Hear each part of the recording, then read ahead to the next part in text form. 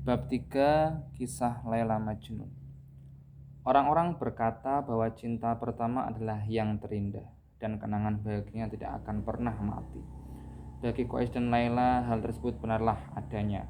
Mereka terlampau bahagia hingga tidak pernah mempersoalkan bahwa cinta di antara mereka dapat menghilang secepat kedatangannya. Bagi Qais, Laila bagaikan sang matahari yang terbit ke dalam cakrawalannya dengan keindahan dan kemilau yang tiada banding. Semakin hari ia bersinar semakin terang, menyinari tidak hanya kehidupan Qais, tapi juga kehidupan semua orang yang beruntung bertemu dengan gadis cantik itu. Murid-murid laki-laki yang lain pun ikut terpesona oleh kemilau cahayanya yang menyilaukan mata. Selama waktu belajar, mereka akan memandangi Laila dengan mulut menganga, sampai sang guru harus memukul mereka dengan tongkat agar mereka kembali berkonsentrasi. Jika sekolah sedang libur, mereka akan berkerumun di sepanjang jalan yang akan dilalui Laila, berharap dapat memandang segelas susu pipi di gadis itu. Dan jika mereka dapat memandangnya, mereka akan merasa bagaikan buah delima yang telah masak dan siap meledak dalam hasrat. Serupa itulah daya tarik yang terpancar dari Laila. Tentu saja Qais sadar bahwa teman-teman sekelasnya pun memiliki hasrat terhadap Laila. Namun ia pun sadar bahwa tidak ada seorang pun dari mereka yang menginginkan Laila melebihi dirinya, sehingga sepak terjang teman-temannya itu tidak sedikit pun mengganggunya. Sekalipun begitu, ia tetap merasa gelisah. Ia merasakan sebuah firasat buruk akan suratan takdir yang tengah menantinya. Dengan memiliki keajaiban kecantikan Laila, ia sadar bahwa ia tidak akan pernah aman. Ia tahu bahwa selalu ada seseorang atau sesuatu yang akan mengusik mereka. Tiba-tiba seluruh keadaan mulai berubah. Dan apa yang semula ia kira sempurna kini mulai tampak cacatnya. Perlahan, hampir tidak terlihat. Awan hitam mulai muncul di kaki langitnya. Namun, bukankah selalu begitu keadaannya? Tidak ada satupun yang abadi. Semua hal di dunia yang fana ini ditakdirkan akan binasa suatu hari nanti.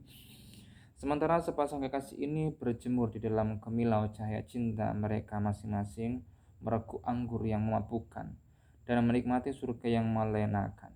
Mata dunia sedang menyaksikan mereka. Apakah orang lain tahu apa yang telah terjadi antara Qais dan Laila? Tidakkah orang-orang melihat curi-curi pandang dan tatapan sembunyi-sembunyi yang berlangsung di antara mereka berdua? Mampukah orang-orang membaca gelagat dan memecahkan isyarat tersembunyi dari cinta rasa yang mengikat hati mereka berdua? Siapa yang tahu tentang cinta mereka? Beberapa banyakkah mereka tahu? Tidak ada yang dapat menjawabnya. Sampai suatu hari di pasar sebuah bisikan terdengar. Qais dan Laila sedang jatuh cinta.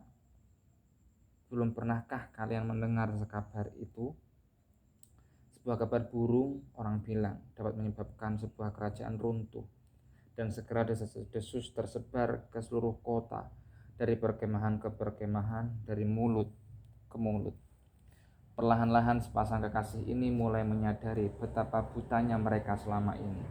Orang-orang telah melihat mereka berduaan, mendengar mereka bercakap-cakap, melihat mereka tertawa-tawa, dan mereka di dalam kepompong cinta mereka sama sekali tidak menyadari hal ini. Tirai telah terkoyak, dinding telah runtuh, dan kinilah saatnya untuk berbuat sesuatu, untuk menyelamatkan diri dan melindungi cinta mereka. Qais dan Laila berusaha untuk tidak lagi memandang satu sama lain, serta mengunci rapat bibir mereka yang haus akan cinta. Namun hasrat dan kehati-hatian sulit untuk bersatu, dan cinta sekali terlepas ke alam bebas tidak akan dapat disembunyikan lagi. Kehati-hatian tidak dapat membungkam sebuah hati yang terbelenggu oleh keindahan sang kekasih. Apa yang dapat dilakukan Qais? Jiwanya adalah sebuah cermin bagi kemilau cahaya Laila. Bagaimana mungkin ia dapat menyembunyikan kemilau itu? Laila bersinar di dalam dirinya bagaikan matahari siang di langit yang cerah. Bagaimana mungkin cahaya benderang seperti itu dapat disembunyikan? Bagaimana mungkin ia dapat berpaling, bahkan untuk sedikit pun, dari satu-satunya hal yang memberi arti dalam hidupnya? Hati Qais sudah tidak dapat dikendalikan. Sekuat apapun ia mencoba untuk menyembunyikan cintanya terhadap Laila, ia akan gagal dengan menyedihkan. Bersama Laila, ia akan merasakan sakitnya anak panah gunjingan orang-orang.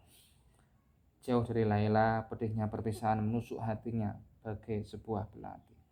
Kois tidak dapat menemukan jalan untuk keluar dari kesulitan dan kebingungan yang dialaminya. Setelah kehilangan hatinya, kini ia juga kehilangan pikirannya.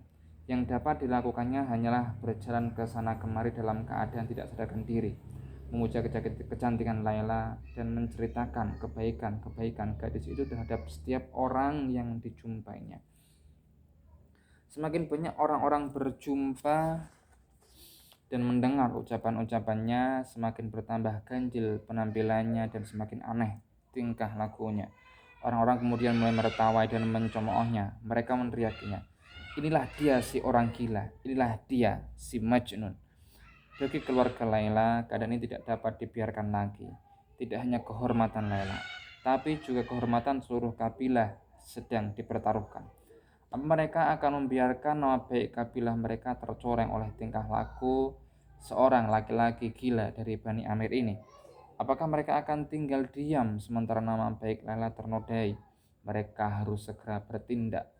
Hal pertama yang mereka lakukan adalah melarang Laila meninggalkan tendanya. Seorang penjaga ditempatkan di pintu tenda Laila untuk mencegah Qais menemuinya. Demikianlah mereka menyembunyikan Purnama dari Punggu yang merindukannya, dan tidak ada yang dapat dilakukan Laila untuk menghalanginya.